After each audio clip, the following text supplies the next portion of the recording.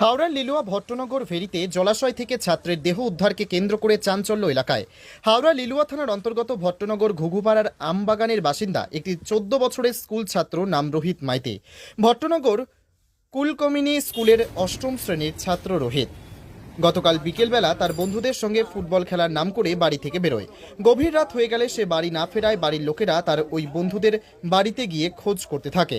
বন্ধুদের থেকে বাড়ির লোক জানতে পারে খেলা শেষে তাদের সঙ্গে সেও চলে গিয়েছিল। এর বেশি তারা কিছুই জানে না।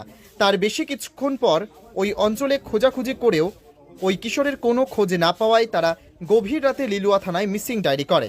আজ সকালে ওই ভেরি অঞ্চলে সাধারণ মানুষরা প্রাতঃভ্রমণে বেরিয়ে ভেরিতে একটি জলাশয়ে একটি ছেলের দেহ ভাসতে দেখে খবর দেয় লিলুয়া থানায়। তৎক্ষণাৎ লিলুয়া থানার পুলিশ ঘটনাস্থলে গিয়ে মৃতদেহটি উদ্ধার করে নিয়ে আসে। পরে জানা যায় ওই দেহটি রোহিতের। পুলিশের তরফ থেকে বাড়ির লোককে খবর দেওয়া হয়, তারা এসে